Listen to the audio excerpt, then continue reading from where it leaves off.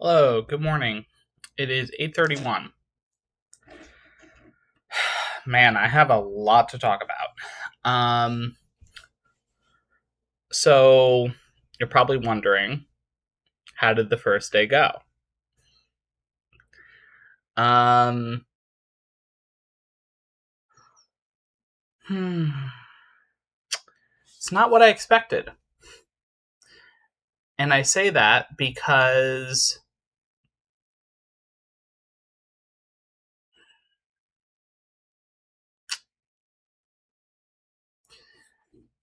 everyone, well, okay,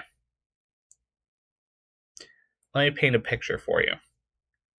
Because I'm going to be doing something today, and it's not what I don't think you're going to expect what I'm going to be doing. So I want to paint a picture. I'll just do the thing. So I um after I recorded the video, ended up going to I vegetated for like an hour because I just was tired. Um, and watched some YouTube, and then afterwards, I ended up going to this store that is just like a travel store. And while there, I got a pickpocket proof uh like necklace wallet that I can put my passport and cards and stuff and money. And it also like is a scan protector to protect from getting like your cards like pulled. Um and I was like, sweet. This is exactly what I needed. I forgot that I needed it. So going in there, I was like, okay, perfect. So I got that. And then I also ended up getting 3 packing cubes that had they're for tech. Well, 2 are for tech, and 1 is for the bathroom, like supplies. And after kind of scrambling to pack everything, I really struggled with like I just didn't like the solution I came up with of just shoving everything in the middle pouch. So I reorganized everything, and it's way better now. The backpack feels less fucked, and all the gaming stuff fits in one little cube. Yeah, I can actually hold on. Let me go get it real quick.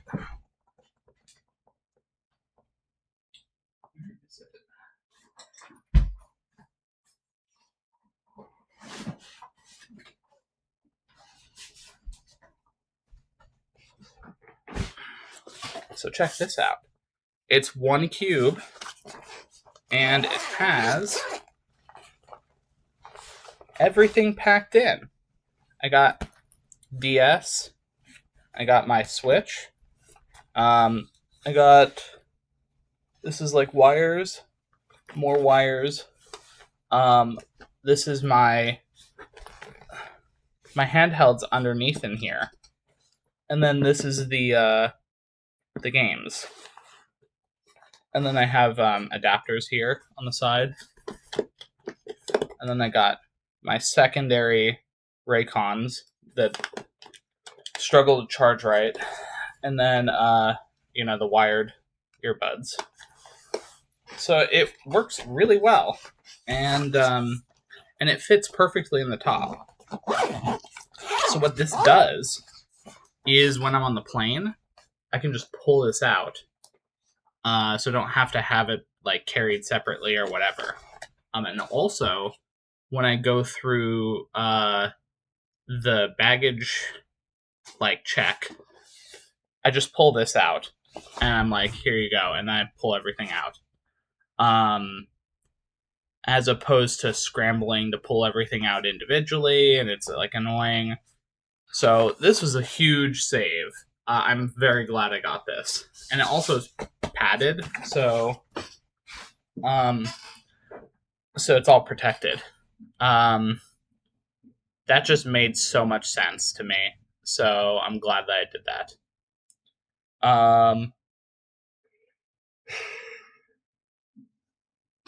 The other one is like a smaller, thinner one that I put all the chargers and everything.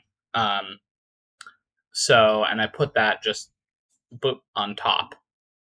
So I also moved my hard drive to the backpack, which seems a little counterintuitive because I'm not going to be using the hard drive at all, the external hard drive. But yeah, I don't know. I think that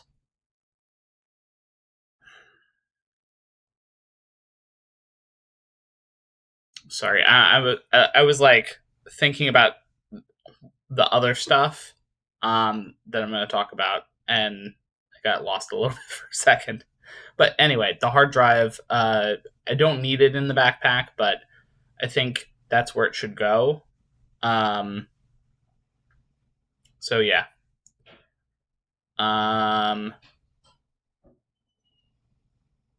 Other than that, I think everything is like fitting really well in the backpack now that it's not fucked. And I'm glad that it worked out that way. It feels like I've packed adequately now that I've rearranged things and condensed them down into little cubes. So I don't know. Organization's helpful. But anyway, so so I do that, and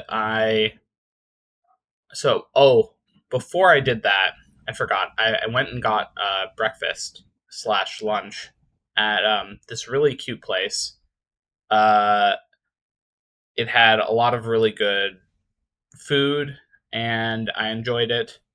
It was just like vegetable tofu stir fry thing, with some rice. It was good.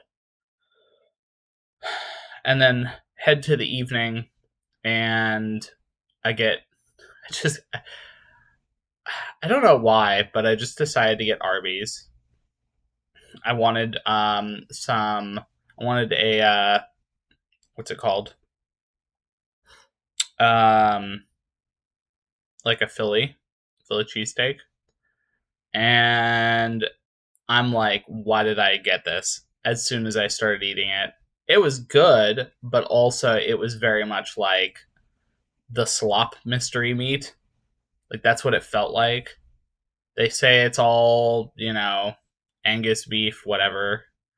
It just felt like I was eating slop meat. I'm like, yeah, I'm probably not going to do that again. But I was like in such a rush to go down there, because I wanted to like check in and whatever. So I get there, I check in, and then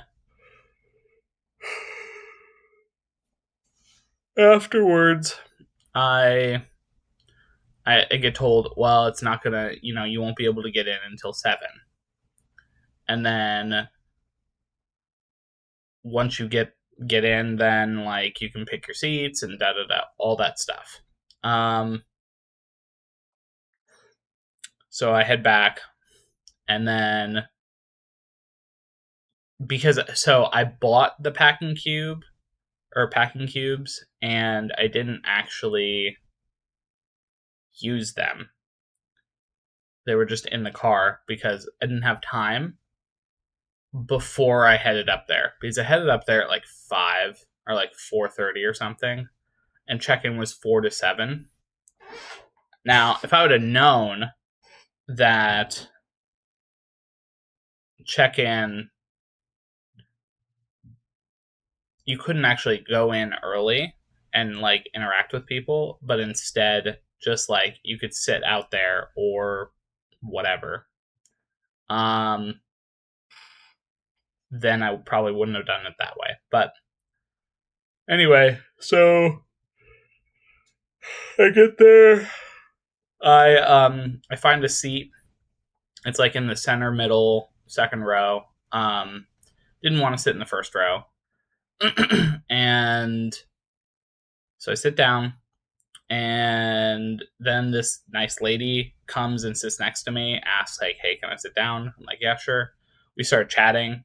Um, and it was really nice because I was like, "Oh, there's like, you know, she seems to have gone through her like journey of like, okay, I let go of, I started doing the meditation stuff, and she was talking about her like she spent like 6 years doing her going through her process, and quitting her like tech job and moving and all of this stuff. And I'm like, oh my gosh, like I've had a similar thing where I've been like did my like long spiritual stuff and then moving and all this stuff. So it was nice. So we hit it off and just started chatting.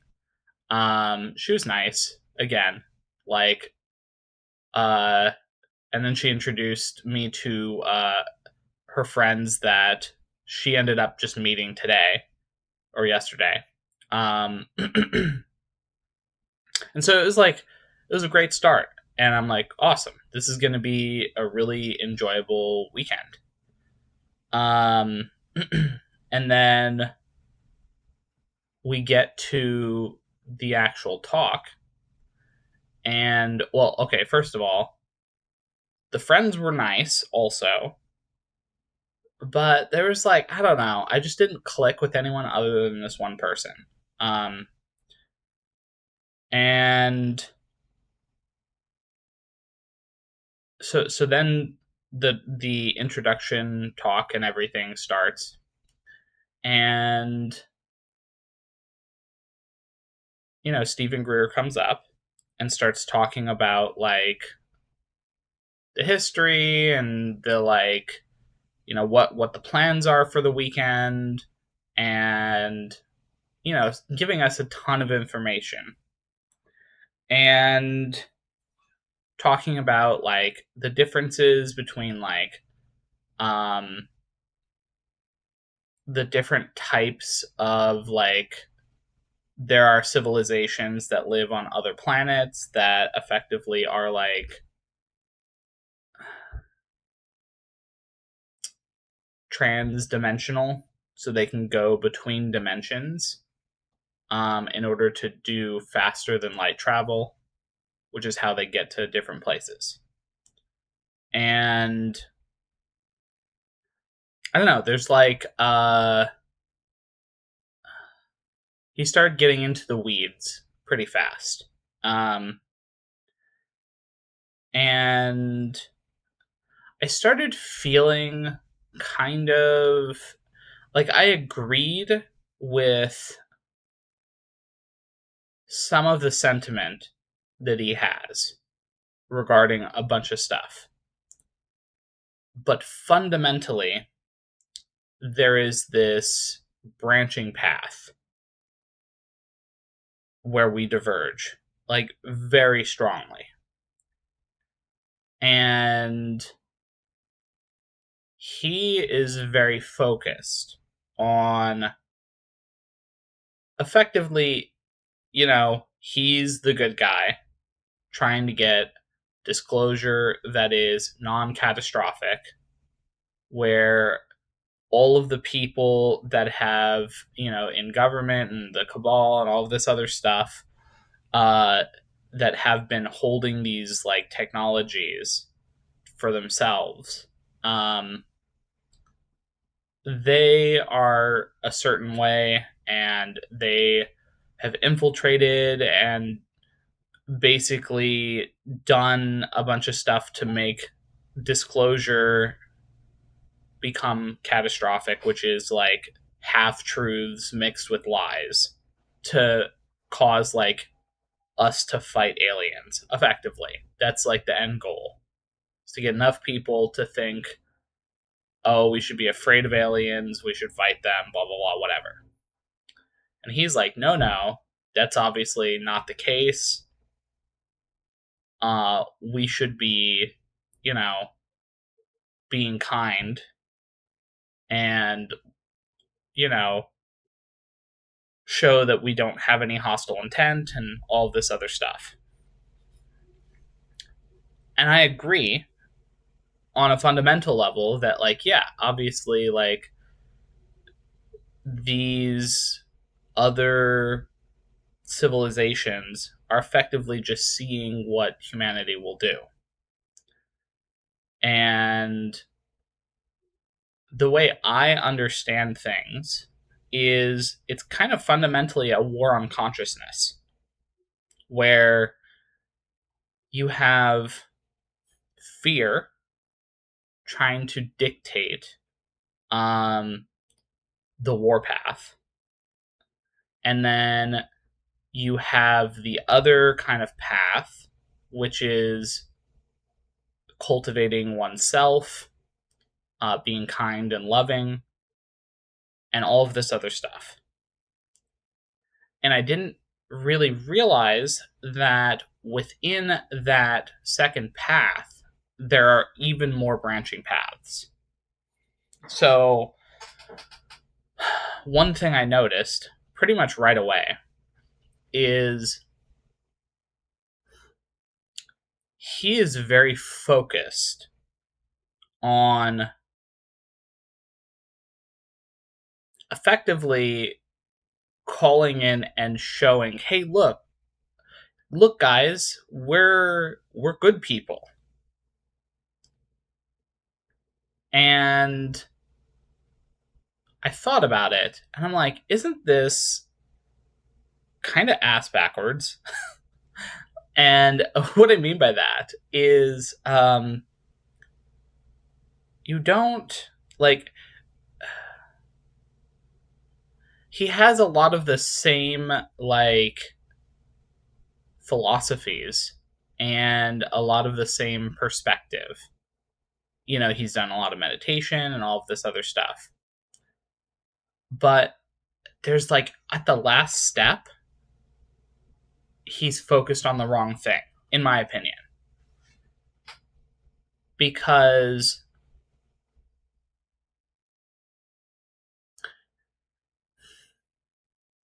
fundamentally, when we, for lack of a better term, when we are doing meditation and cultivating ourselves,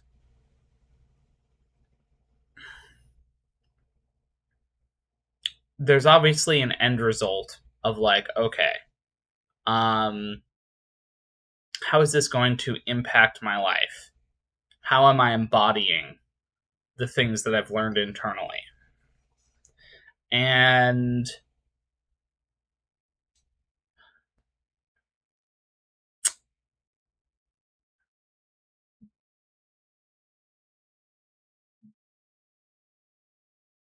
it's kind of like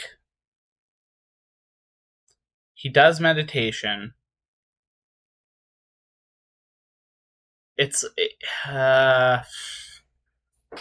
this is tough for me to explain because it's like there's nothing wrong with what he's doing, but there's like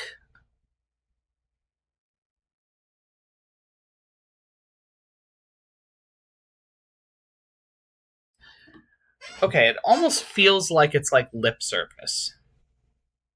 That's the feeling I get. And I know that sounds weird.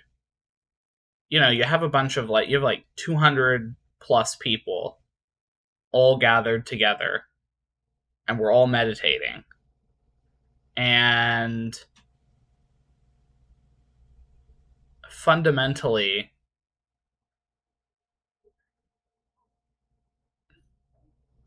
it almost feels like cosplay. And I know that sounds weird, but it's like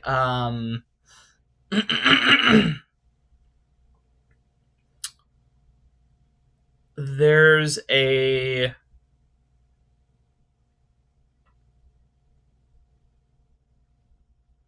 there's this small disconnect that I've noticed. Because if you think about how we were all introduced to this like conference stuff that he's putting on for the weekend. Number one, it's like you can't film anything. You can take pictures, but you can't film. Which, on the one hand, I kind of understand. From a logistics standpoint, it's like everyone paid to be there and paid for the web access. And so if you film a bunch of stuff and then like post it online, it kind of invalidates everyone who paid for everything because you're just giving it for free, right? So I get that. But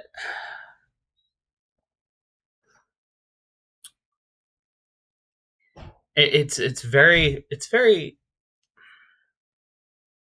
subtle.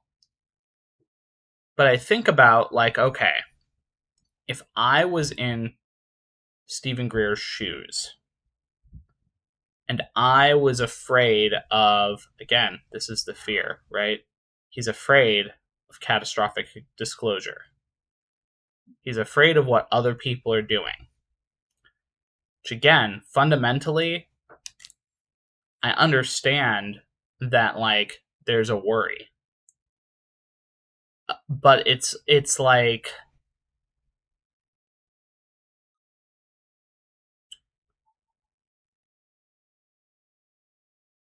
it's kind of like he's missing the point of the meditations. He's doing a us versus them. He sets up us versus them. He's like, there's these evil cabal guys, they're doing evil things, and we need to be the ones to talk to aliens and let aliens know that we're good, that humanity's good. And I think about the fact that these beings are much more advanced spiritually and technologically than we are. And there's a whole host of them, right?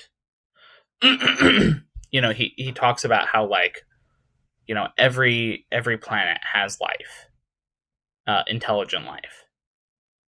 And I'm like, if that's true, then, which I do believe that there's a large section of planets that do have life, sentient life. I don't know what technology branch or civilization branch they're on, but I don't doubt that that aliens and extraterrestrials, I don't doubt that they are fundamentally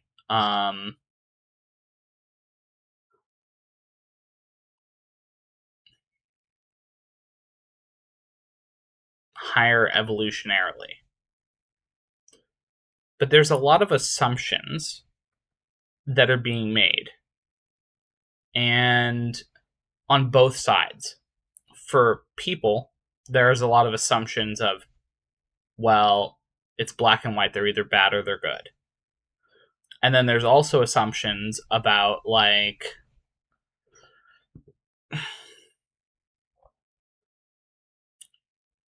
we need to prove whatever. And I don't know, it's kind of like it all comes back to this idea that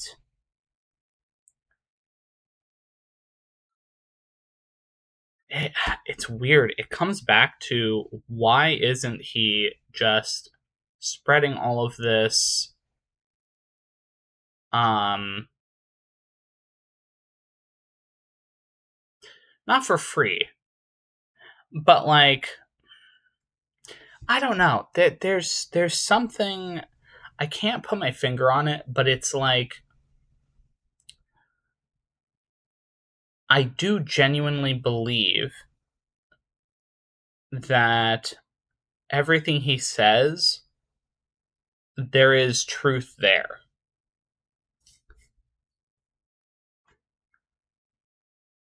But it's kind of like he's gotten too in the weeds with the technical details on things.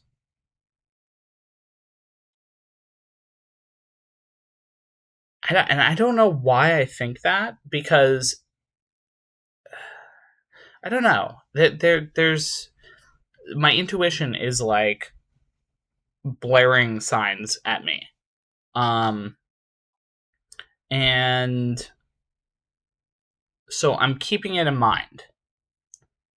And we're doing the after party. So like, he does the whole thing, and we start the after party, and people are in little groups, and they're getting alcohol and they're drinking, and there's hors d'oeuvres being served and all of this stuff.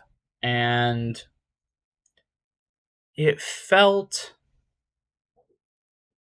weird. And I don't know, I felt uncomfortable. And so I hung out with the few people that I met, and we're chatting, and I'm interacting with this one lady that sat next to me. And again, I'm trying not to use names or anything. But like, yeah, we start talking, and we start delving into kind of like some deeper understandings and all of this stuff. And at first, I was thinking, okay, she's in a similar boat to me, of like, she's done all the healing work, she's done all the like intuition enhancing and all of this other stuff. But and there were like hints at this earlier throughout this like process, where I heard like snippets of people being like outside when I was first registering. There were two guys talking, and they're like, yeah, like, I I don't know. I tried to like do the meditation, and like, it's just, I don't know. It's so hard for me to like get my mind to like stop talking to myself. Um and it's like conversations of like, I'm so excited to see the aliens, or things like that. And I'm picking up on this subtle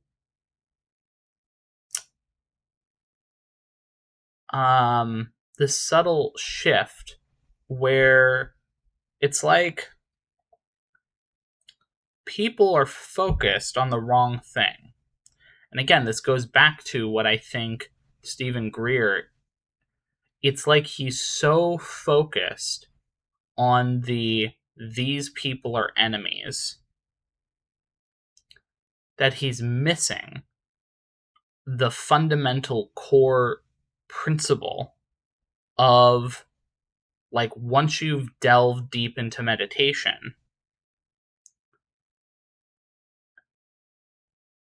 you fundamentally realize, and he's there when it comes to like, well, we're all one, right? And he talks about us all being one, and he talks about tapping into that infinite oneness, and how it's so important, and you tap into the field, and you're able to, like, time, and since you're all one, you're able to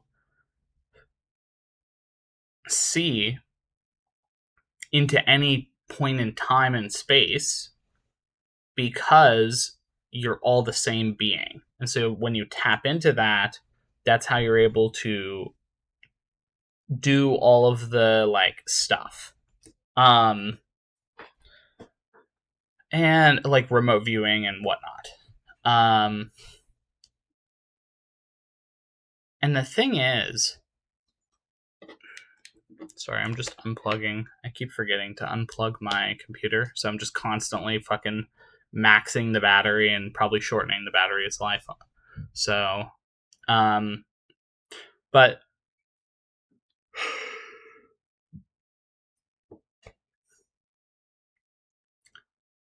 there's, it's like there's a duality that he hasn't meshed, where we're all one, but also the bad people are being bad. And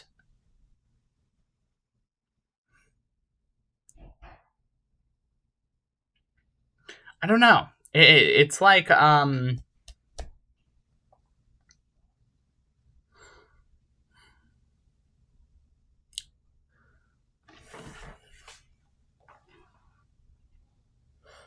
that's why it feels performative. Because it's like, okay, if you understand that we're all one, like truly fundamentally, then you would also understand that the people doing the things that are fucked up, obviously, like there's a lot of fucked up stuff happening.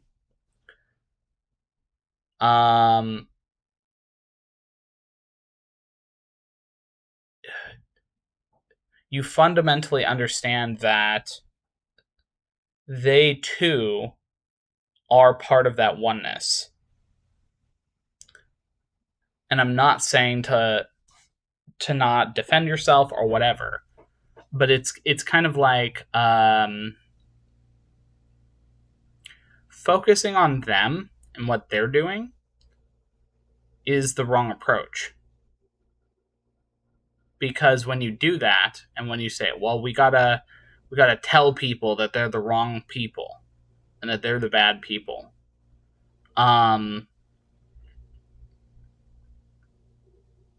it's kind of like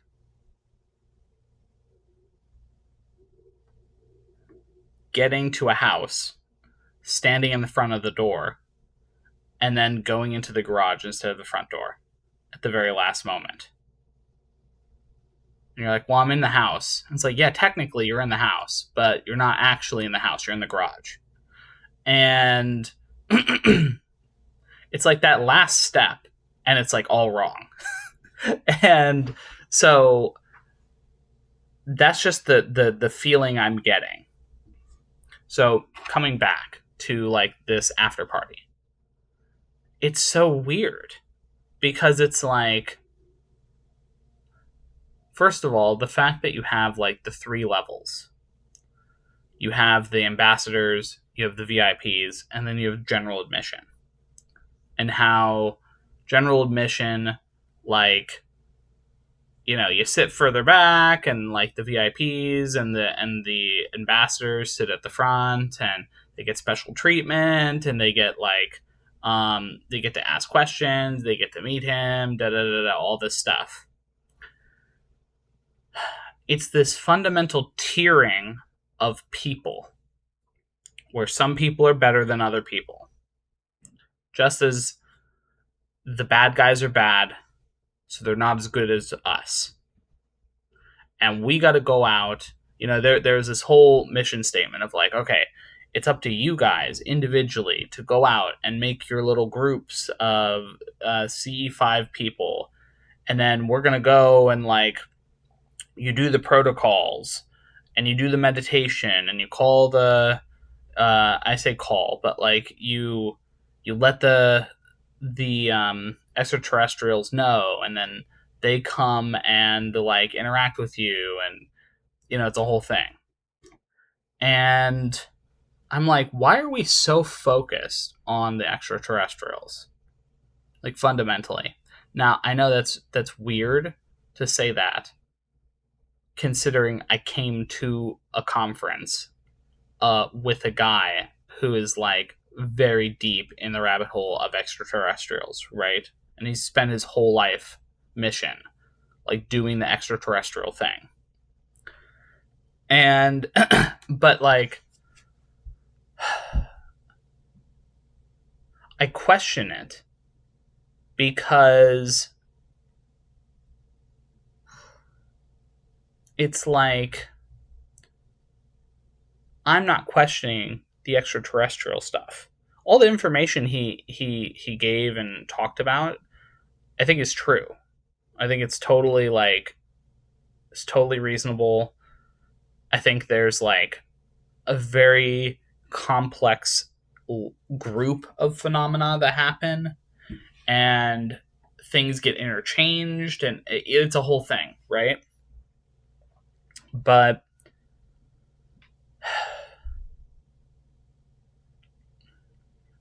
I don't know. It's like,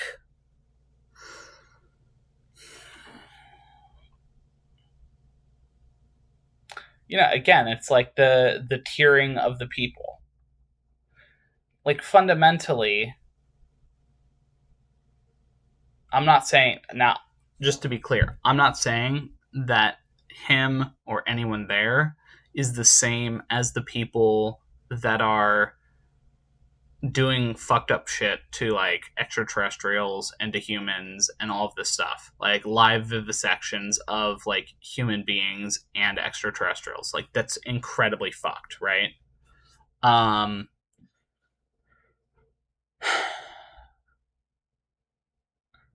but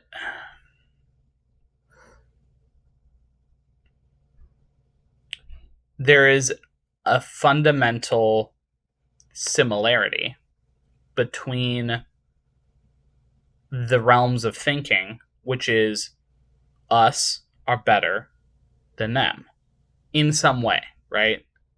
It's an egocentric issue, and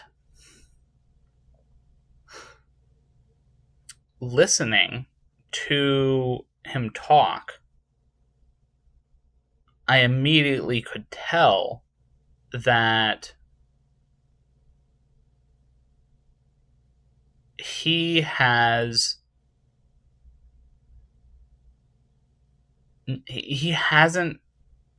done the last step, which is everyone. There's all a purpose to everything that's happening. And you may not understand it, and that's okay. And it's not to say we should or shouldn't experience whatever we're experiencing, right? Like I'm not saying the people who in the black sites who went and like abducted people and then cut them open like while they were alive, like that's obviously fucked. Child abductions, all this other stuff. And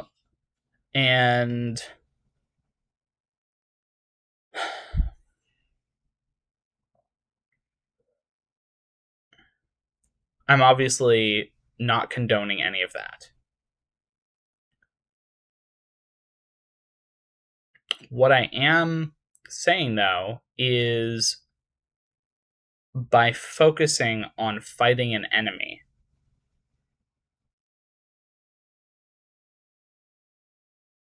instead of working on the internal self, you're missing the point of why we're here.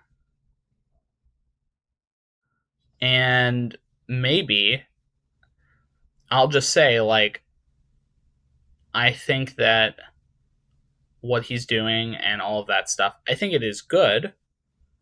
But also, I think it is in a similar vein to like religion, as an example. And I know this sounds like it doesn't, they don't mesh, they don't match.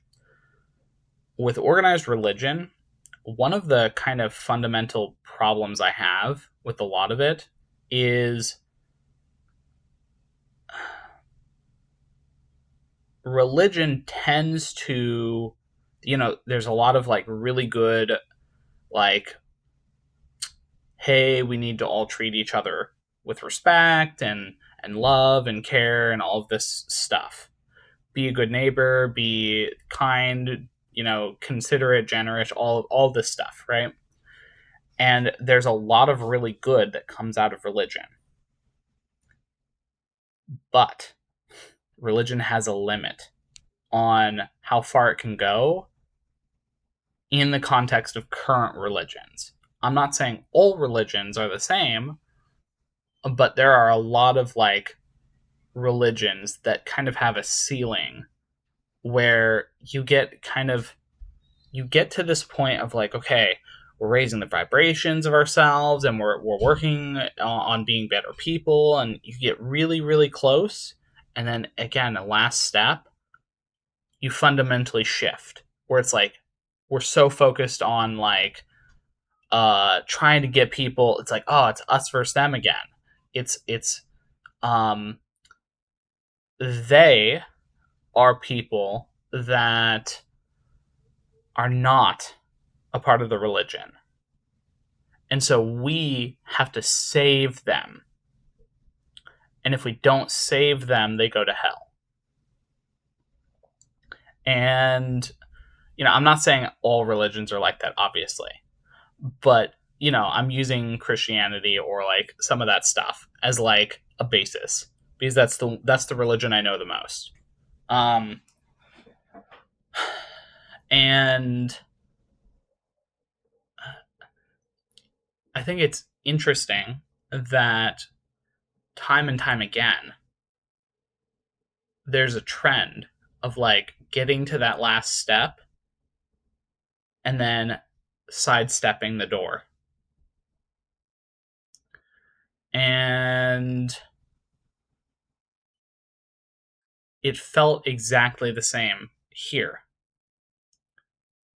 I think people who are struggling to like find themselves and all of this stuff, I think there's a lot of good that can come out of his kind of way of doing things. But I think it gets sidestepped at the last moment, where again it goes back to the us versus them. And that fundamentally is false.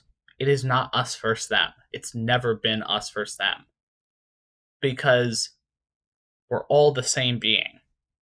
So it can't be us versus them. Like fundamentally it can't be. And you say that makes no sense. Maybe. I don't know. Because there are people who are doing things that you don't like and you don't agree with and whatever, right? And it's like, yeah, that's true. There are people that are acting with base instincts or fear or whatever, right?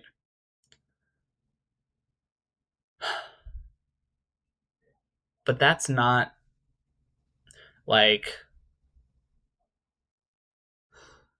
it's not that it's not your problem, but it also isn't your problem. And what I mean by that is you can't force other people to see the world the way you do. You just can't. I've tried. Many people have tried. And throughout all of history, this is how wars are fought. I believe a certain thing, you believe something else, So we fight over it. And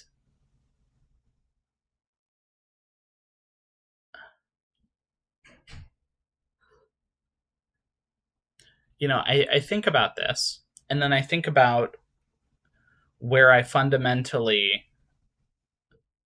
see the universe as an infinite fractal of itself, where there's a version of me that went to the conference today. And yeah, surprise, I'm not going. I spoiled a little bit of like the like, okay, you won't expect that I'm not going to go today. Um but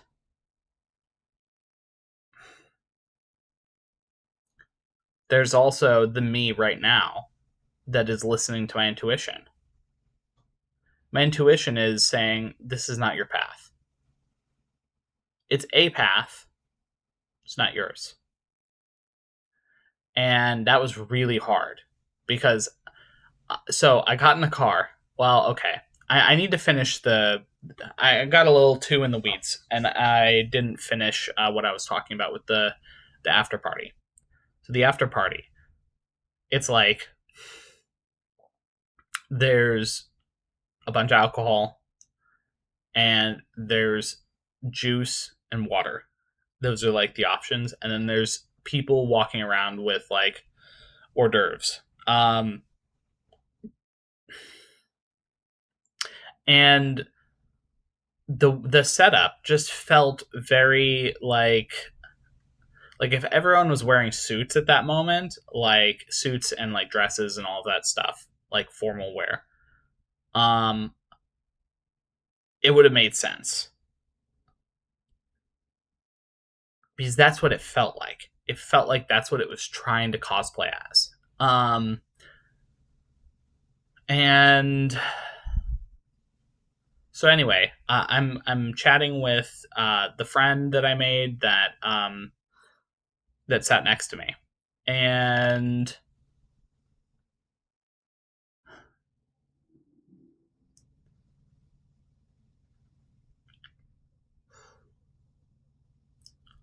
there was kind of a question that I asked, um, because I talked a little bit about like I was talking about the void and like how when I meditate it's just there, like the void is just there, um, and so it's really hard. It's like I effortlessly get to the void, but it's hard for me to go past the void.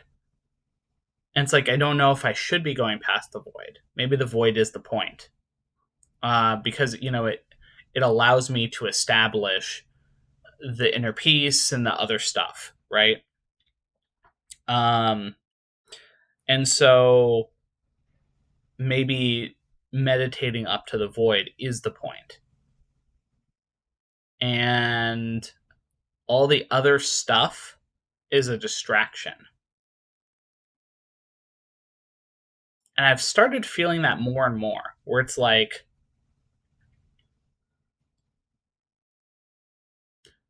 I don't think we're supposed to be infinitely meditating in our mind to just keep going to these different planes of existence and to look outside of ourselves and all of this stuff. We came here to experience physical existence. And so part of physical existence is like being like having the physical sensations, right? And I think meditation is like really important in finding the pillars and all of this other stuff, but and silencing the mind. But I think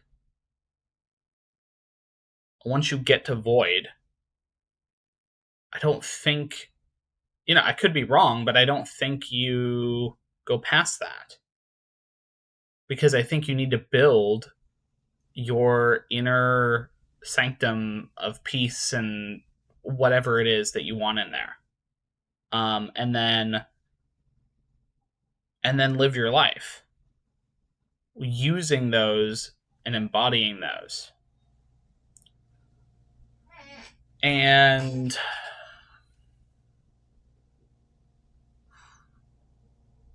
I don't know, it just feels like it's like, okay, get to the void state, and then from there, uh, feel the infiniteness of yourself, and because each of us are a fractal of this infinite one being, and so that means we have infinity within us, and all of that makes sense, all of that's true. And let's go and like start exploring the universe, and like um you know go to a different time and a different space, and look and peer into the mysteries and all of this stuff. I think that is a trap. And it's a very subtle trap. And, I've talked about this before with spirituality, where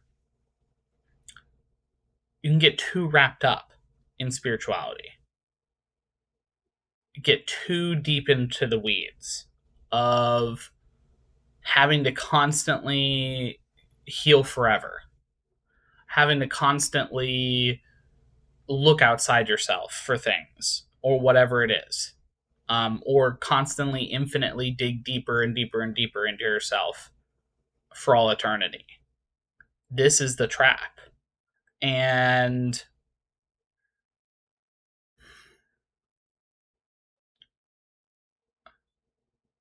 kind of listening to what people had to say, it's like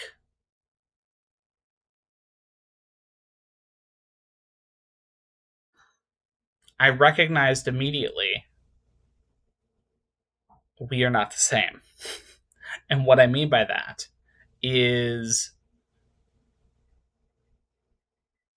these people are going on their own journeys, and they've gone far on their journeys with healing and all of this other stuff.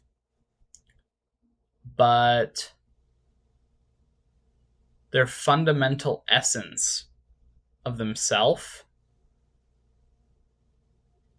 it's like, I don't think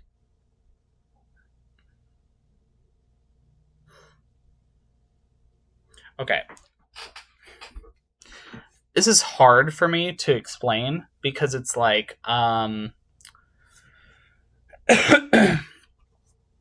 doing a lot of like heavy lifting on like extrapolating and like the vibe that I was getting. But let me explain like a conversation I had. So I'm talking with the lady that sat next to me, and again, we're having a great conversation. I'm talking about the void. I'm talking about all this stuff, and she was talking about, okay, like, yeah, I've gotten to that point, once or twice, where it's like I get really really deep into meditation, and I'm really deep in there, and then there's just nothing, and it's like, yeah, I've gotten there,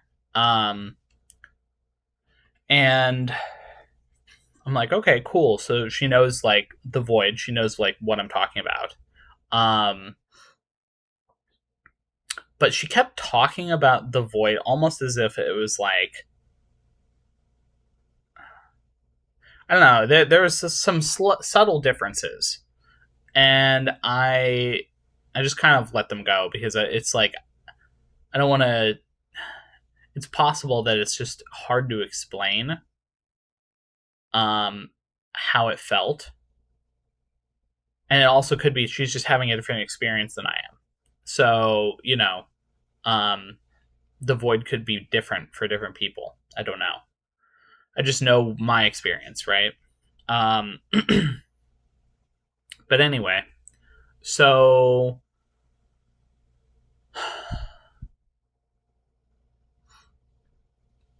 then we start talking about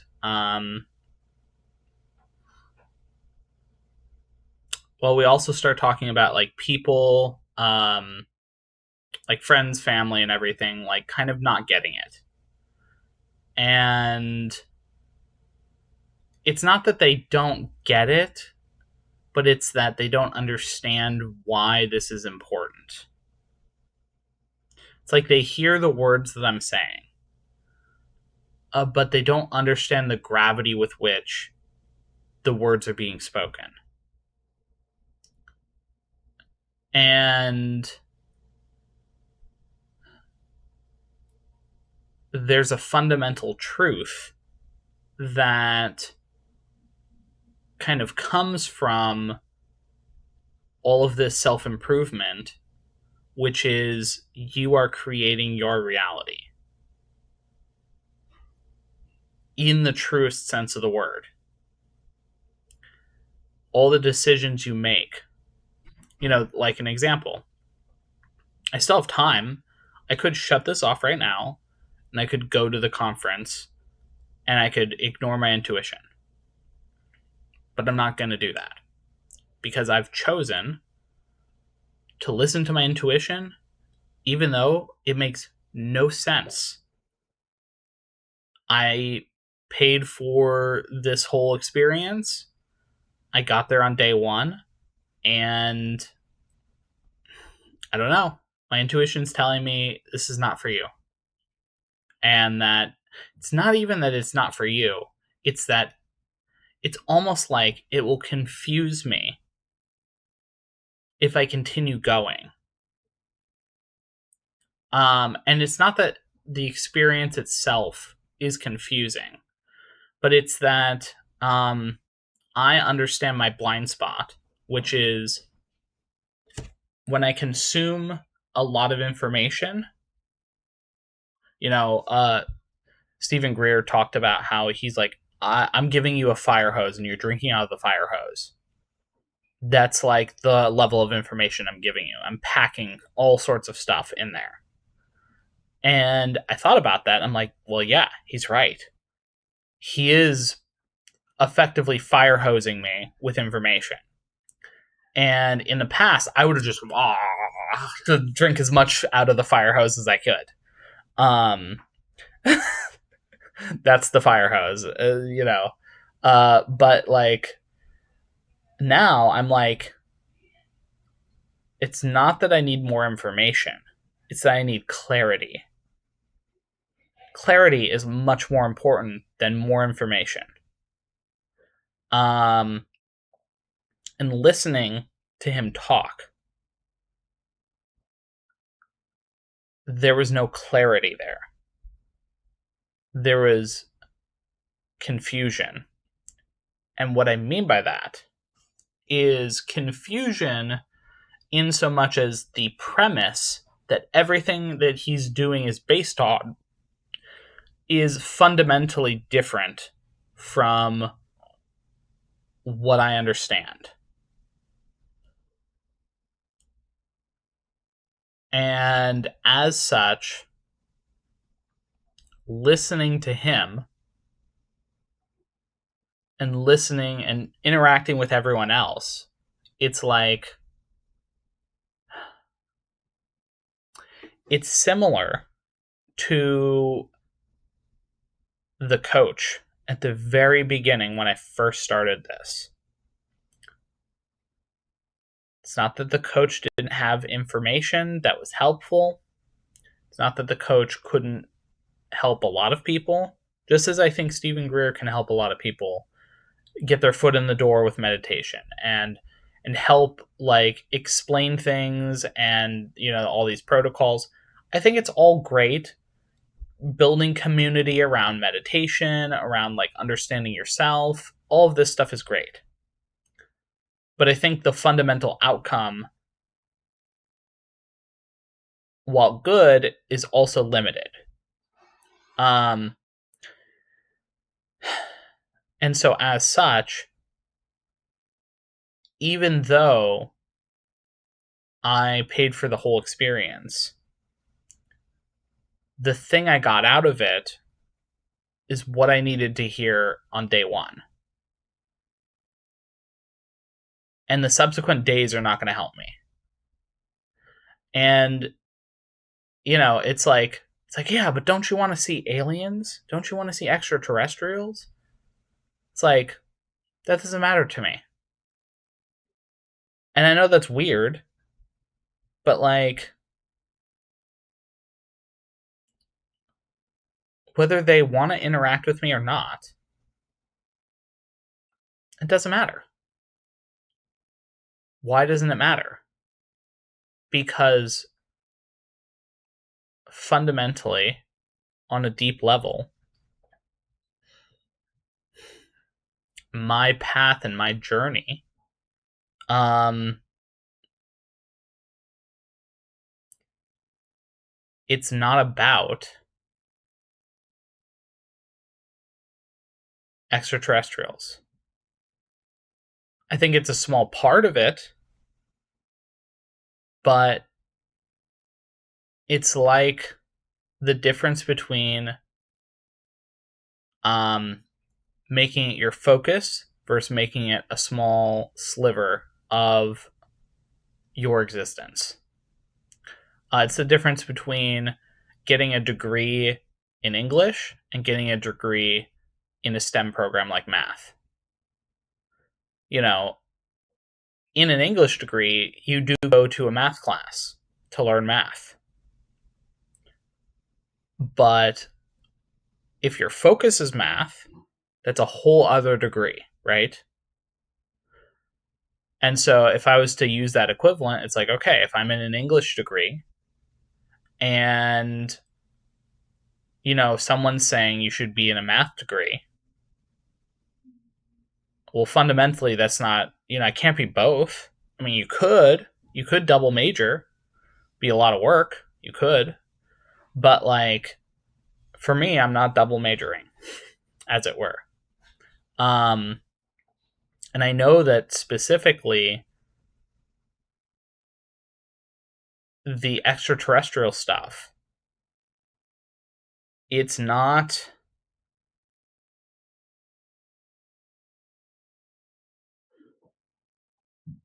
all of that will come in time. I'm not worried about it. And I'm also not going to let fear try to dictate. That's something where it's like, it's subtle. But there's this fear of catastrophic disclosure it's all based on the idea that if we don't do something, catastrophic disclosure happens. And that's bad. And it's like, why are you focused on that? It's fine to understand that people are doing that, but you create your reality. So if you don't want catastrophic disclosure, you won't live in a catastrophic disclosure life. You have to, you fundamentally will kind of split off from that timeline by focusing on the things that, like the internal stuff, and kind of embodying the you, the true you. As long as you do that, all the fear-based stuff won't happen. And if it does happen in some form, it's to help you to kind of get to those absolute maximums. Assuming, again, that you're using your intuition. And so that's where it's like, not once did I feel it. He briefly kind of went over intuition, but it was like an afterthought. Again, it was kind of like the math degree versus the English degree. And he's so focused on the math that he's like, oh yeah, we did an English 101 class. And then we did a creative writing class.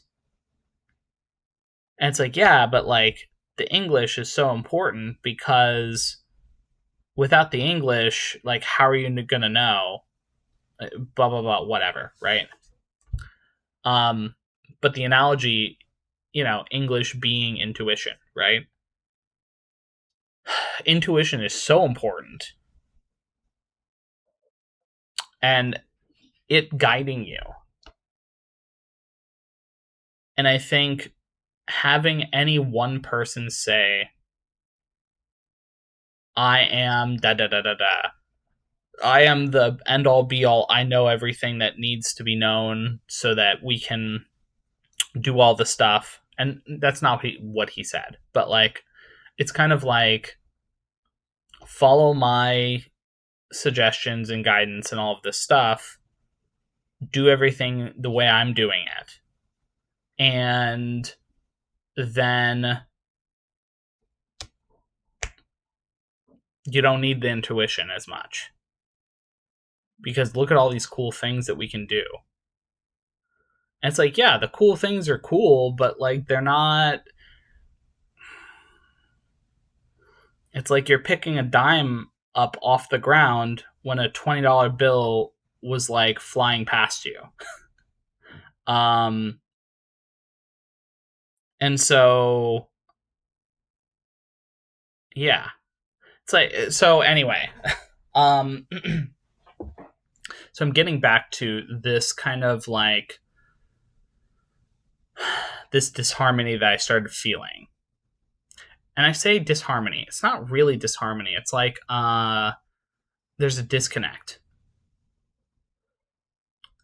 And so I was talking with the lady.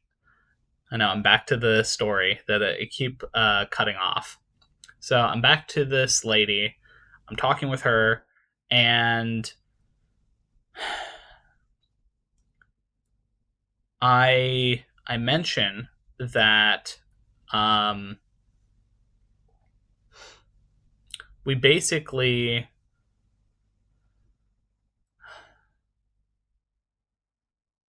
I had a talk with one of my roommates. I talked to her about this. I'm like, yeah, I had a talk with my roommate, and I was telling him how for my whole life I thought that people on average, they just change their whole existence, rebirthing like Phoenix from the ashes over and over and over again, because that's just how I've lived for most of my life. And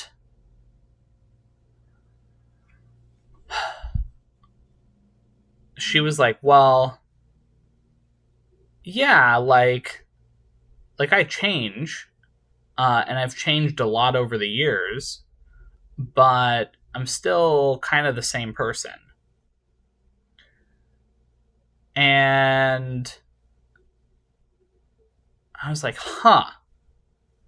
Because I would have pegged this person as someone who changes, kind of similar. But I realized at that moment that, like, fundamentally, that was also a wrong assumption, because just because you go through the spiritual path doesn't mean you're changing a bunch.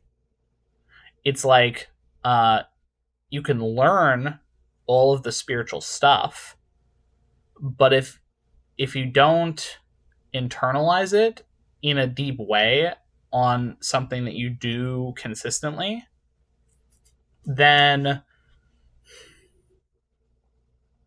you, I don't know, like,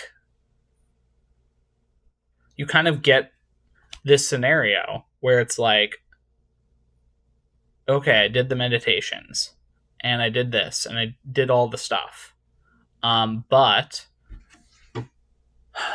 it didn't change me in the same way.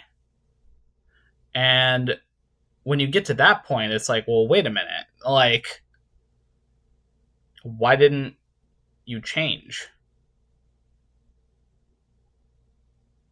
And that's where it dawned on me that I'm like, and I'm starting to understand some other stuff, so it's like it's coming out as I'm talking about it. Which is why I always do this like debrief stuff, whether it be with you guys or whatever. But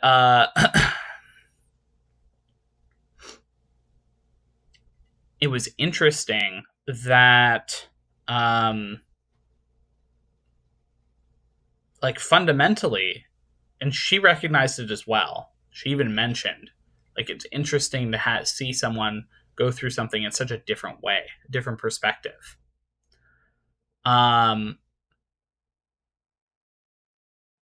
It's like, this is why I say it felt like cosplaying, even though I'm not saying that they're cosplaying. That's not what I'm saying. But it's like a facsimile where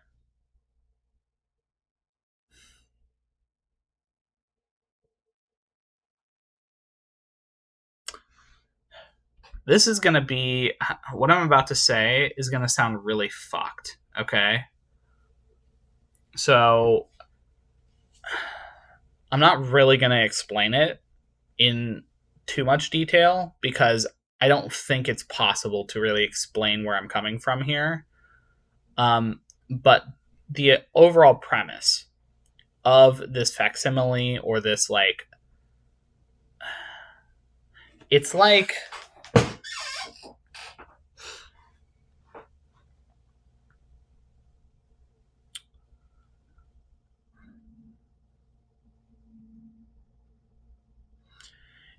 it's like they missed the core essence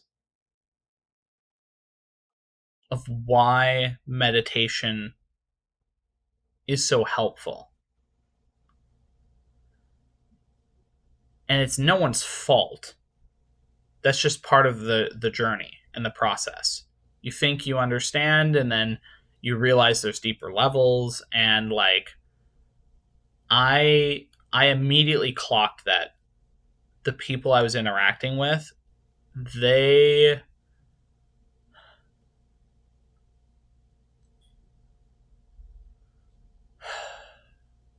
man, it sounds like I'm talking bad about them, and it's not the case. They're very nice people. It's kind of a similar vein to like how I felt with my roommate situation, or the previous roommates, where it's like they're really nice people. I love them. I care about them. I support them. All of that stuff. All of that is true. And then there's also a recognition of where they are on their path.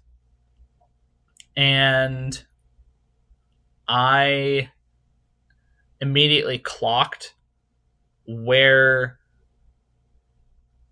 a lot of these people are on their path. And there's nothing wrong with where they're at, but it feels like they think they're further on the path than they are, if that makes sense. And I don't know if that's necessarily a fair assessment. But there's something there where it's like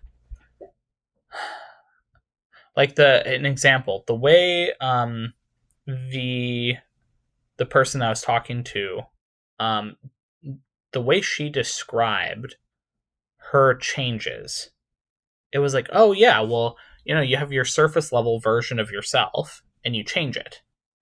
I'm like, that's not what I'm talking about. And then I tried to explain about the pillars, and I'm like, when I go through all these changes, it becomes really obvious what is and what isn't like a core pillar of myself. And then she's like, oh yeah, like I got pillars, like I da da da, and she starts listing some stuff.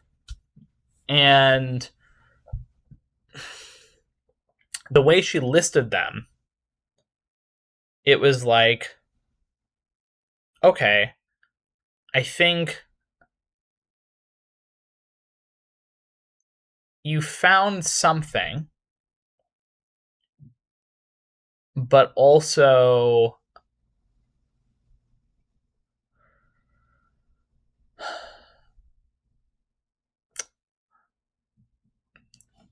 I felt like I was talking to myself back in like 2021 or 2022, where I had the shattering stuff that happened, or maybe even before then, because it's like,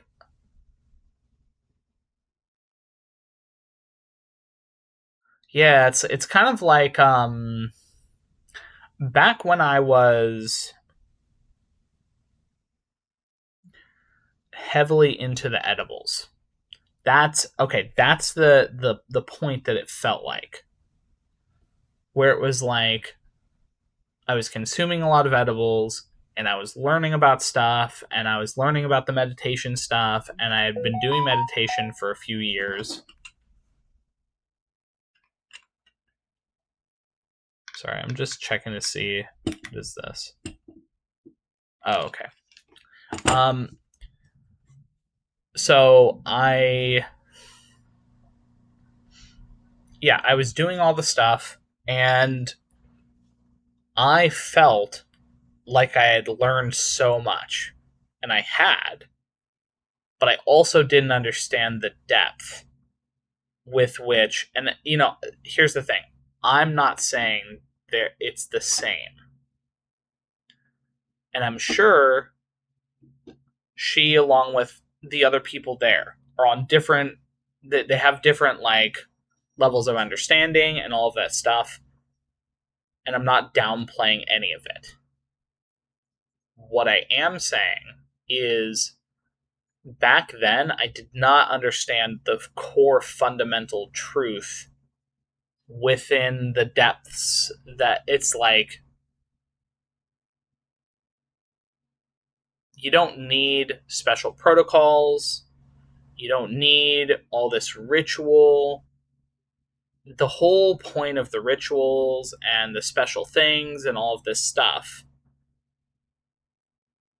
is in order to help guide you towards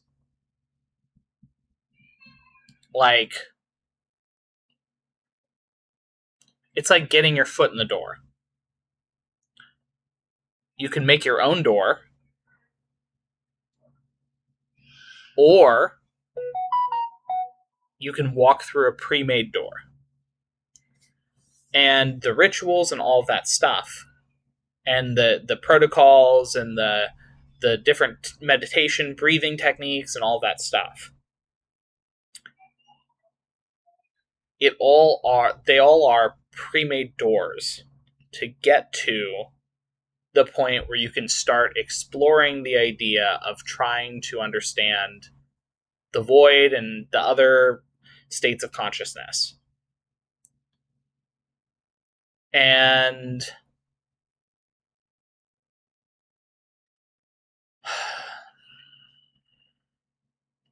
this is where it's like,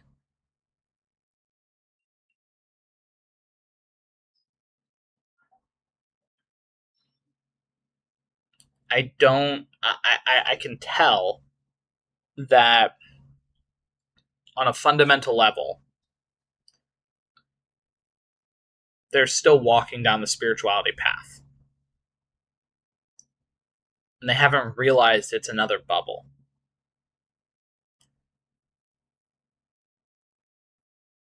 Okay, that's like a really deep fundamental thing. Um, what do I mean by bubble?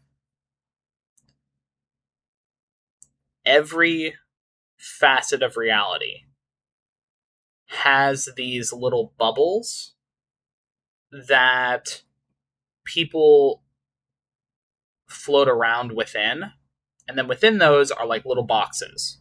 So the spirituality bubble, as an example, is like everything spiritual that has ever existed and will ever exist is within that bubble.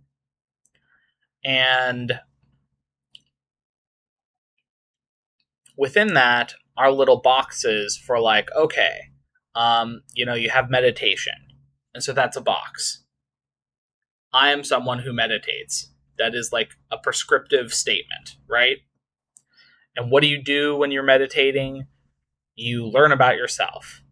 That's a box. Then there's another box, and that box is the religious side of spirituality. And religion is within the bubble of spirituality. But religion doesn't necessarily realize it even is in the bubble of spirituality. And so you kind of fundamentally, there are these bigger bubbles that encompass a lot of smaller things. And then those smaller things break down, and eventually you find that everyone has little boxes that they view reality from. And fundamentally, when you live in a box, you're comfortable. It is comfortable to live in a box. But it also makes you have limitations based on where your box is located. And so if you're in the spirituality sphere and you're like, I have to meditate and I have to do all this ritual and I have to do all this stuff, you confine yourself into a box that says, I have to meditate every single day. I have to do this. Otherwise, I will not be, I won't be happy, or I won't be calm or content or whatever. It's like they use meditation in order to, ground themselves. And I used to do that as well. So this is the thing. It's the same thing with food. You know how I was really anal with the food, and I'm like, I gotta eat my broccoli every day, and my frozen veggies, and then my tofu, and then my this and my that, and all of that stuff. Otherwise, I'm not going to be healthy. That was a box I put on myself because I wanted to get healthier. Now, obviously, I still want to be healthy. But I've realized that my reasons for being healthy and my reasons for losing weight and all of this stuff, there was fundamentally a deeper issue that I had to face first, which is why I'm currently kind of plateaued at that like 260 to 264-ish like area, where I'll hover back and forth depending on if I walked a bunch or if I didn't, and what types of food I ate or whatever. And it's not that I don't want to lose weight, but it's that I first have something more important to do than losing the weight first, which is allowing myself to exist as the current me, and to realize that the psychological burden of fearing that people are going to judge me because of my weight, or disliking the weight or whatever, that was something I needed to work on and let go and all of this stuff.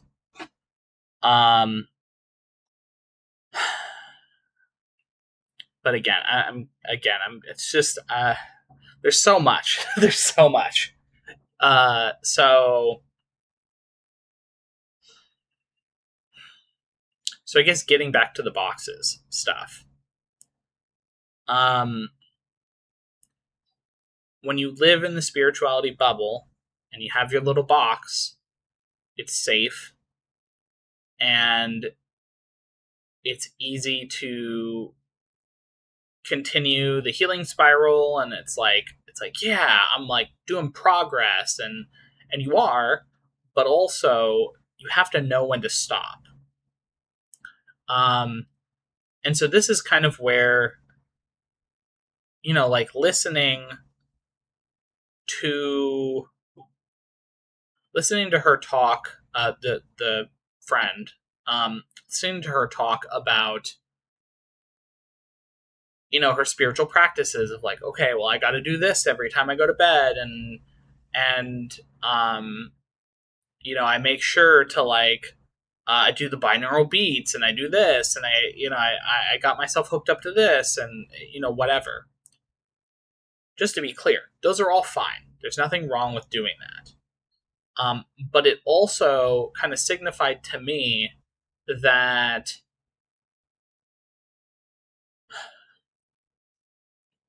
she still hasn't kind of understood the fundamental principle of spirituality. And fundamentally, it is just the internal.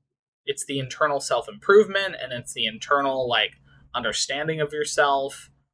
That is spirituality in a nutshell. You're just trying to understand yourself. And you're trying to understand, like, fundamentally, it's not even who you are, but it's first understanding you have pillars. And then after the understanding of the pillars, it's like, okay, you know that they exist. You go through different changes, all of this other stuff. But now you gain this realization that you create your reality in the truest sense. And when you get that understanding, and it's not an intellectual thing. Because intellectually I say you create the universe, and you're like, well, you're wrong, because there's physical reality here, and it's there whether you think it or not. And I'm like, that's not what I'm talking about. So that's where it's like, it is a fundamental truth. But it is a truth that is really hard to get to. And when you know, and if you don't know, that's okay. But it's like that's fundamentally what you learn from in that bubble.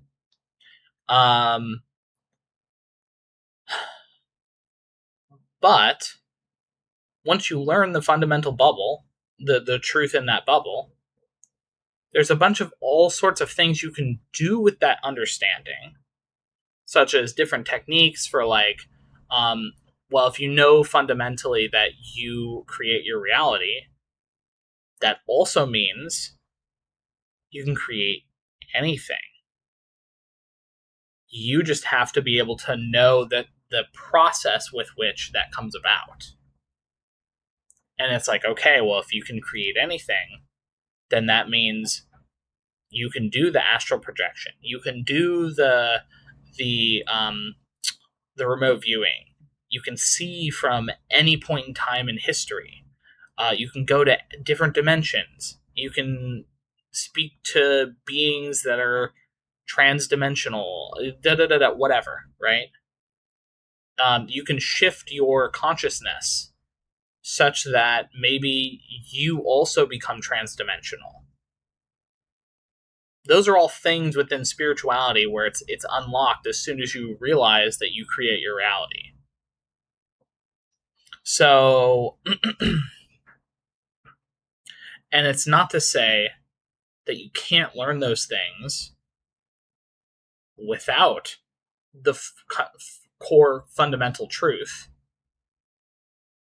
but that the core fundamental truth unlocks it all, as opposed to you having to do a ritual to get there. So it's like, you get the fundamental truth, and then it shortcuts to everything else, as opposed to going down the long way to learn one thing while still not getting to the fundamental truth. That's the difference. And so I realized that that's where they're at, is fundamentally they are learning a technique to get to a certain outcome. but they do not grasp the fundamental truth, or at least some of them. I don't want to blanket everyone, because it's very possible there are other people there that do fundamentally get it. At least when it comes to spirituality. And that's not to say that they don't have a lot of really great insights and that they know things that I don't. That's totally true. But yeah, there's like it's all within the bubble. And when you live inside a bubble, there is a boundary that you won't cross because you're living in the bubble. You got your little box, and you move the box around, and you get to learn the bubble really well. But fundamentally, you're still inside the bubble. And this is where I differ from, and I'm not saying in a better way, I'm just saying this is where I fundamentally differentiate like myself from other people in this regard, is like I float between bubbles and I allow, like, if I'm open to learning all the bubbles that exist. So I don't have to be within the spiritual bubble to use the spirituality that I have learned in other bubbles. And this is the trans-dimensional like bubble thing. I don't know. I'm just kind of making shit up at this point on like how like trans-dimensional bubbling. We can think of a bubble as a dimension. And so if you live inside the spiritual bubble and you stay inside the spiritual bubble, you just live in that one dimension, right? And there are smaller bubbles inside the spirituality and bigger bubbles and all of this stuff, but it's in the end you still have the like larger encompassing spirituality, right? But for me, it's like I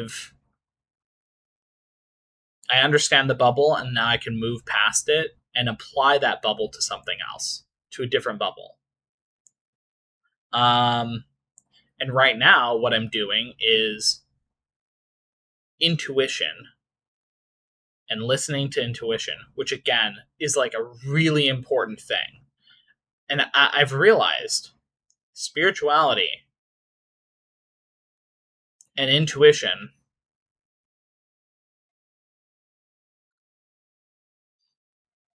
you can learn intuition through spirituality. But I don't think intuition actually is spirituality. I think it is part of spirituality. But I think it also extends to other aspects of reality. And I think that's why sometimes we can get lost in the sauce when it comes to the spiritual stuff. But yeah, I don't know.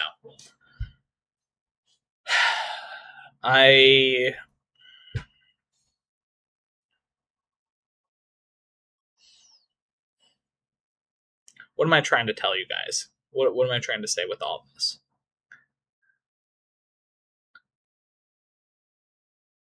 I guess back to story time.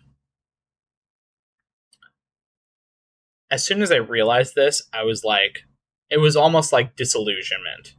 It was like, oh shit. Like, I thought it's like it was like a recognition almost immediately of like, you are not what I thought you were. But I could see myself, a version of me, being like, this is good enough. being this like mission statement of like, okay, go out and do good things, gather people together, share the protocol, and like get people on the spiritual path, right? Kind of like missionaries.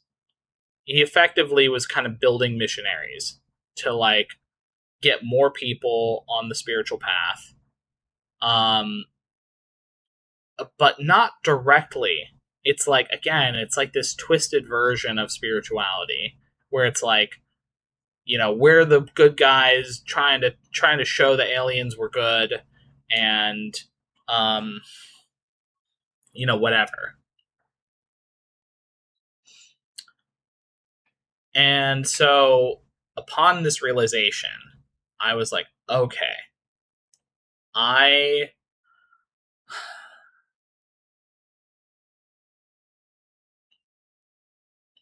I definitely like this is not my like shtick. And so I left. I just, it was like 40 minutes left of the after party. And I was kind of like, yeah, I just don't fit here. And so I walked out.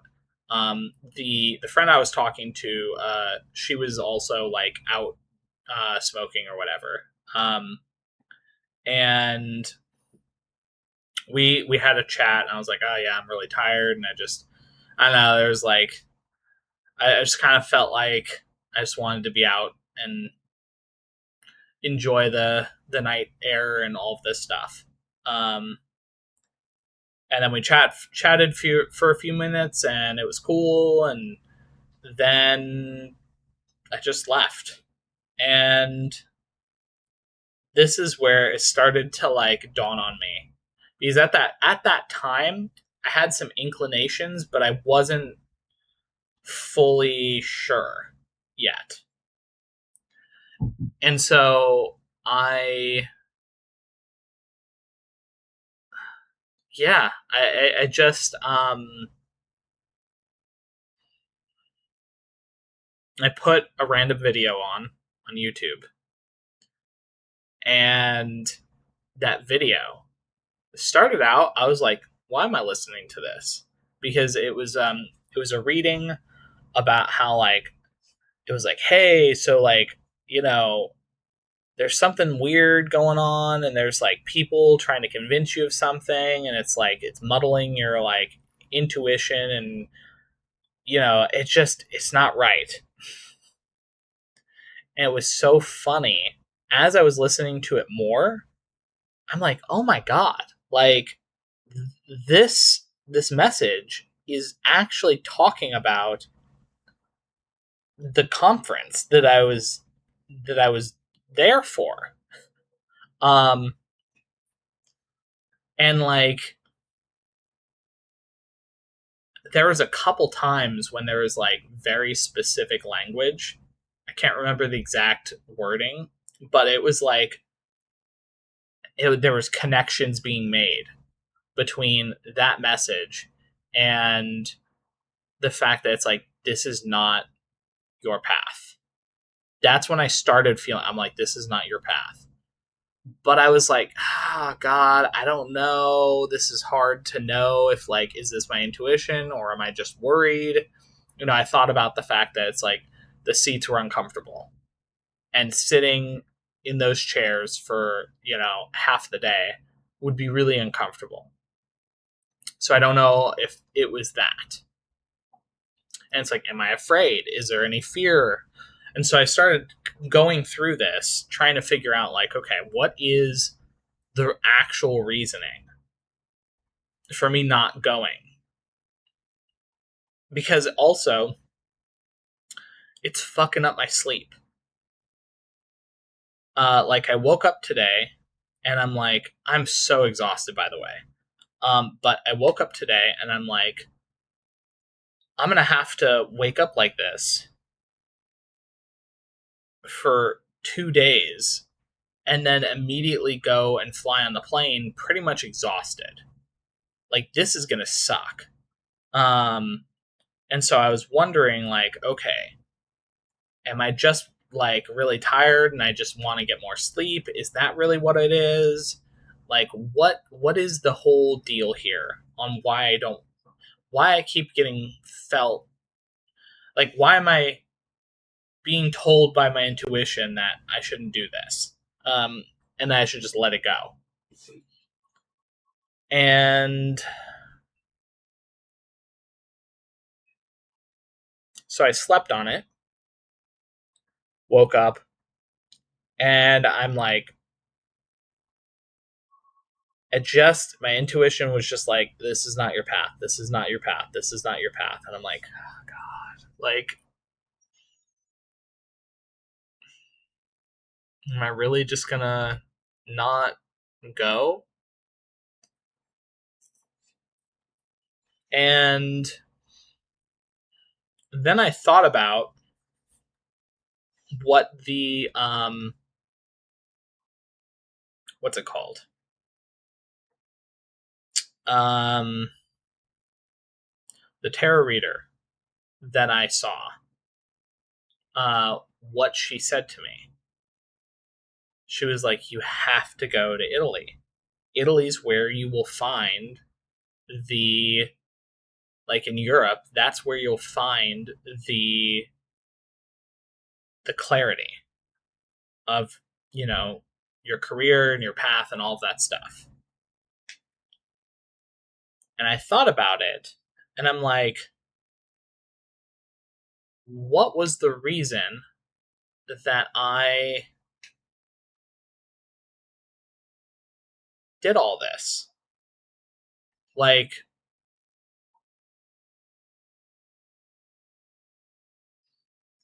this part of the journey. What am I learning here? And I realize it's twofold. Number one, it's listening to my intuition. It's almost this was a test. I've come to realize, um, because I used my intuition to get here, and you know my intuition is screaming at me to not go. And I'm like, yeah, but I could just go. And it's like, no, I've already learned what I needed to learn from that. And you know, it's really bizarre because I don't know. It's like I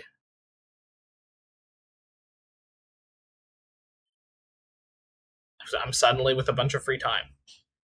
But maybe that's part of the point, is to be able to relax and to be fully prepared for Italy. You know, for a lot of people, this was their journey, is to get here to do the event. Um, but for me, this is just a kind of a pit stop, like an afterthought. I didn't think too much of it. Another thing that was like kind of interesting, they were like, "Oh yeah, we got an app, and you need to download the app, and you wanna go back to your community and like be an ambassador to like these different civilizations and like you know contact them and do all this stuff." I'm thinking to myself like,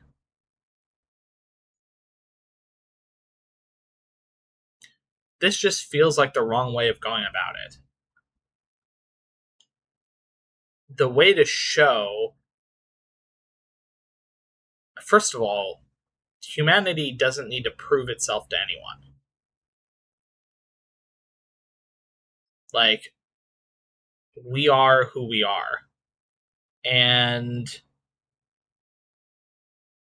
I think there's a lot of beauty and there's a lot of cruelty. Does that mean that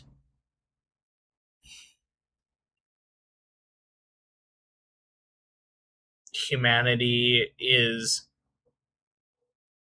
some sort of fucked up evil civilization? No. Does it mean we're super benevolent? No. We just are who we are. And individually, just as, you don't want to be speciest when it comes to like, okay, well, all aliens are the same. You also, within a civilization, one creature is going to be different from another creature. One human is different from another human.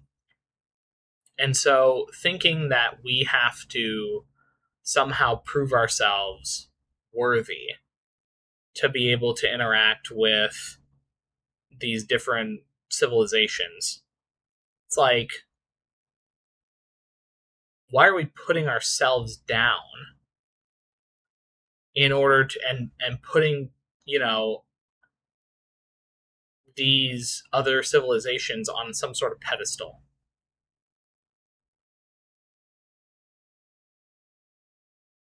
It kind of defeats the purpose of like the spirituality to begin with. That infinite love, the caring for others, the doing all of that stuff. You just do it because it's the right thing to do and you feel it internally, not because you're getting some sort of reward from it. And you do that, and it's like, by following your intuition, by following the like internal guidance, that's all you need to do. And it'll look different for everyone. So again, that's why I'm like, having some sort of prescriptive, you must do it this way. And obviously that's not what he was saying. During the Stephen Greer was not saying you must do it this way. But he was fundamentally saying your understanding of reality is wrong. Here's the right way of understanding reality. And that's useful if you want everyone on the same page. It's not useful if you realize that we create our reality. So whatever I view my reality to be, it will be. Just as whatever you guys, the viewers, view your reality to be, that's what it will be. So yeah. Anyway, I've been talking for fucking almost 2 hours. It's crazy. Yeah, I guess I'm just gonna do my thing, and I don't know what the plan is today.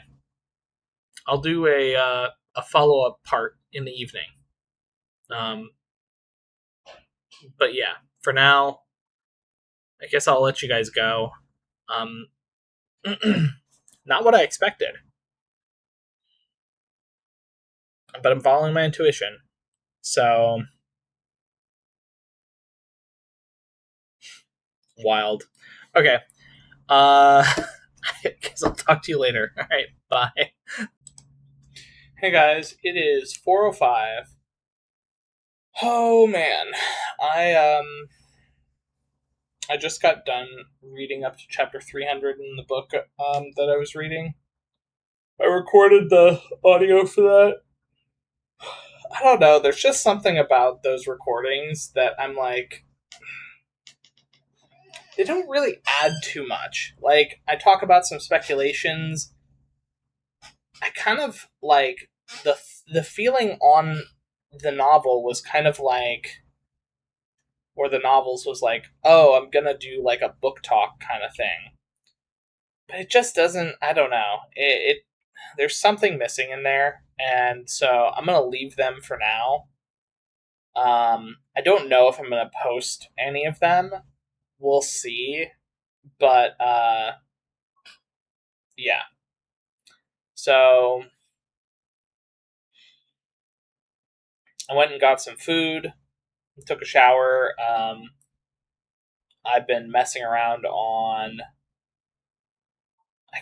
I've just been relaxing. I'm kind of like in a half zoned state because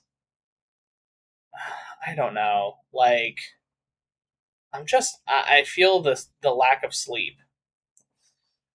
Which reminds me, I wanted to check to see. Um, Here, hold on. I wanted to see if.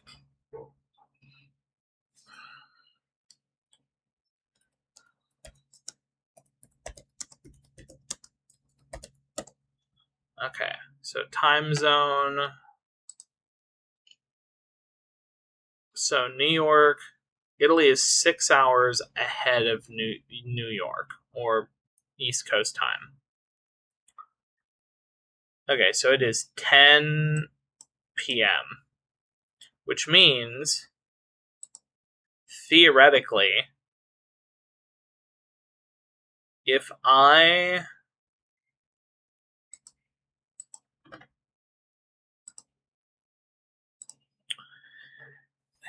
want to be up by like 8 in the morning in in Rome, that would mean that I should be going to bed in like 2 hours. So fall asleep by like 6 p.m. Eastern.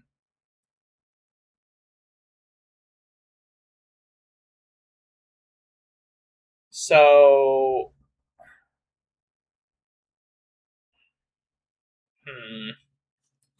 what does that look like in terms of? Sorry, I'm currently checking my flight to see when do I fly out. Um,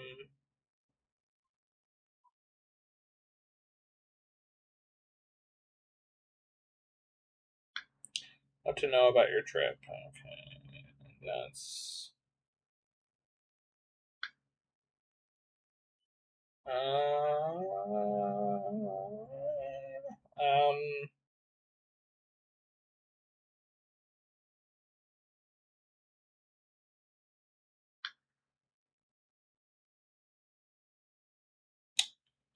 Why does it?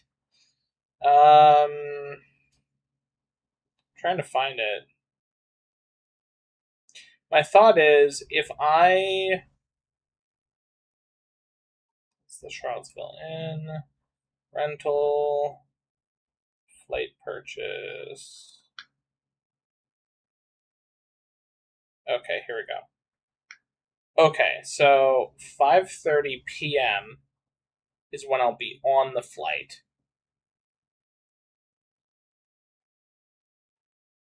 So 5. Wait, what? Oh, it's an 8.5 hour flight. Okay, that makes sense. So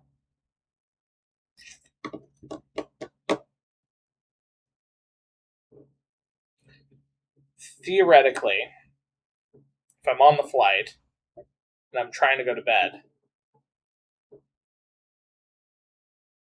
getting my sleep to where I fall asleep by like 6 means that I can theoretically be tired enough on the plane to try and sleep, even if it's fucked sleep, that I'm gonna have to like recover from. Now, doesn't mean that it has to be fucked sleep, but I'm thinking about it and it's like, I guess I need to try and see if I can fall asleep on the plane.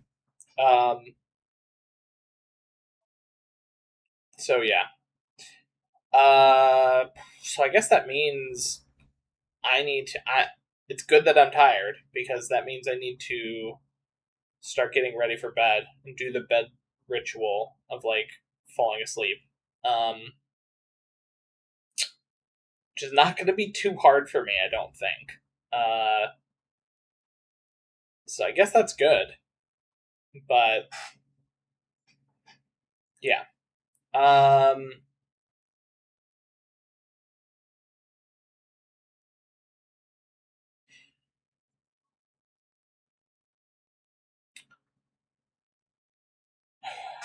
I guess what is there any last minute stuff I want to talk about for today? I okay, so I have been. I think I just need a lot of rest. I think that's like I'm like really tired. It's been really hard the past few days to get full sleep. So I think, yeah, I guess like getting the rest, um, feeling a bit jet lagged. I didn't feel too jet lagged, but I felt a little bit the first day I was here. And then I've just been like sleep deprived, which hasn't helped. But I don't know. I got a one of the random readings I listened to mentioned the idea of like take a bunch of time to rest because you're kind of in the process. It's like I've shed a lot of the I don't know. I've shed a lot of the stuff that has been kind of weighing me down the past 2 months because I kind of had to. Um, the roommate stuff is effectively finished. I have to do one last thing, which is disconnect the internet. And so I need to just schedule that for the end of the month. But other than that, like, I'm disconnected as far as I can. Like, I still have to go get the mail from them whenever I come back, and then I also have to get the suitcase and the basket I left. But yeah, um,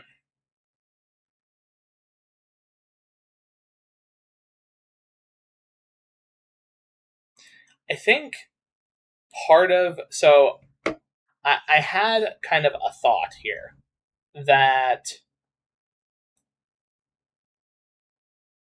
I needed to go through and be here at this time because it would get me out of that house sooner so that I can start the internal transformation of like allowing my intuition to really start shining pretty brightly. And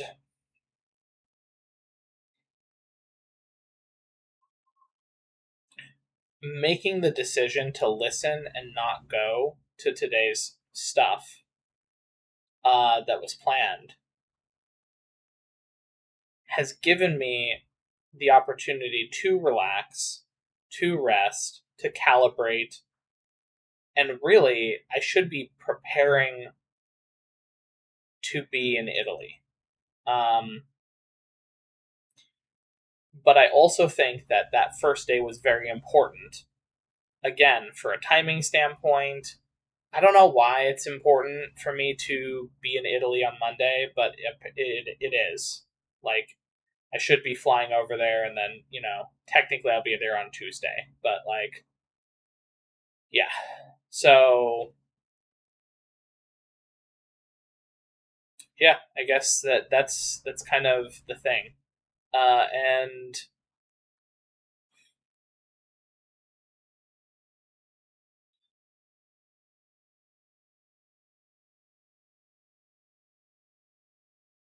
it feels like I learned the things I needed to learn at that get together.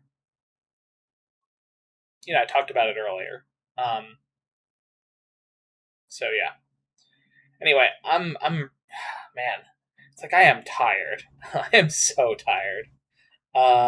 So I'm gonna wind down, lay in bed, and just kind of let myself. I might sleep 10 or 12 hours or something, which is fine.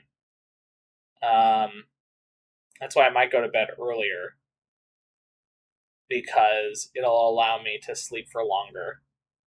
So yeah. On the bright side, I'll be up early because they have early breakfast, which is 7 to 9 or something. Which I guess it's not too early, but it's like, and the breakfast is fine. It's decidedly just like eggs, French toast, bacon. You can get some cereal. They got potatoes, so it's like it's fine. But yeah. Okay. Yeah, I guess have a good night. I'm gonna get this stuff uploaded and make a thumbnail, and then I will go to bed. Bye.